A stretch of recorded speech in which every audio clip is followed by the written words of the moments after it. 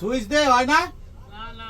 হঠাৎ যাত্রা বিরতির সময় রাজধানীগামী একটি এসি বাসের একমাত্র দরজায় যান্ত্রিক ত্রুটি দেখা দেয়।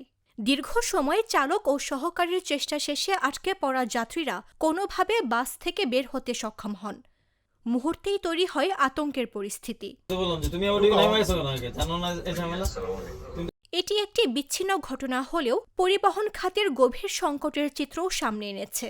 অভিযোগ রয়েছে, দেশে চলাচল করা অনেক নামে বেনামে এসি বাসেই নেই ন্যূনতম জরুরি নিরাপত্তা সরঞ্জাম।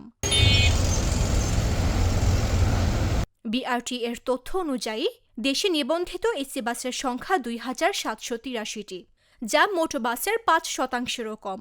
অধিকাংশই দূরপাল্লার রুটে চলাচল করে।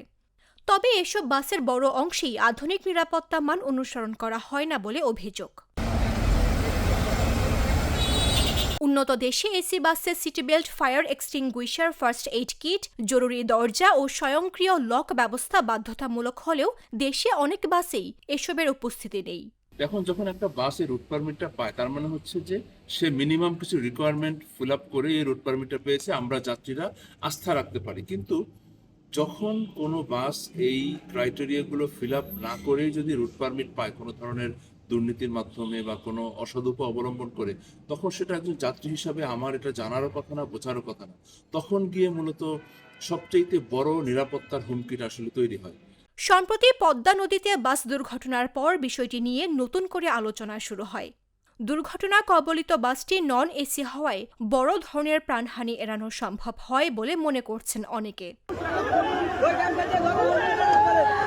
রাজধানীর আরামবাগে সরেজমিনেও দেখা গেছে অধিকাংশ এসি বাসে জরুরি দরজা বা কাচ ভাঙার হাতুড়ির মতো নিরাপত্তা সরঞ্জাম অনুপস্থিত।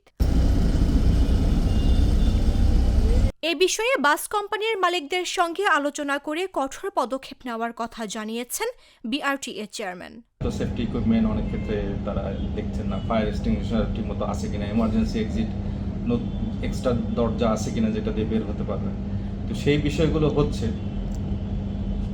সেইটা আমরা নিয়ন্ত্রণের জন্য এই ধরনের প্রতিষ্ঠান যারা বডি মেকিং করছে উইদাউট আমাদের পারমিশন, তাদেরকে নিবন্ধনের আওতায় আমরা আনবো। এবং এই বিষয়ে আমরা বড় বড় বাস কোম্পানিগুলোর সাথেও কথা বলেছি যে তারাও জানি সোজা কথা, আমাদের নিবন্ধনবিহীন এই ধরনের বডি মেকারদের দিয়ে বাস না বানানো, আর যদি বানানো হয় তাহলে আমরা আইনগত ব্যবস্থা নেব।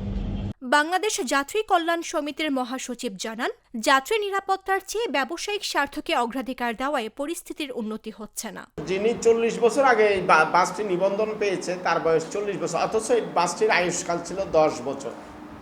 এই যে মেয়াদ উত্তীর্ণ বাসটি যুগের পর যুগ চলছে, এই মেয়াদ উত্তীর্ণ বাসটি বছরের পর বছর চলছে, ফলে আমরা যে জিনিসটি দেখছি এটাকে যেভাবে মেনটেনেন্স করার কথা সেটা আনুপাতিক করা হয়নি।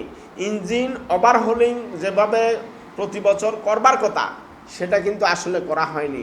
বিশেষজ্ঞদের মতে কার্যকর নজরদারি ও কঠোর নীতিমালা ছাড়া সড়ক পরিবহনের ঝুঁকি কমানো সম্ভব নয়। নিউজ ডেস্ক, জাগো নিউজ।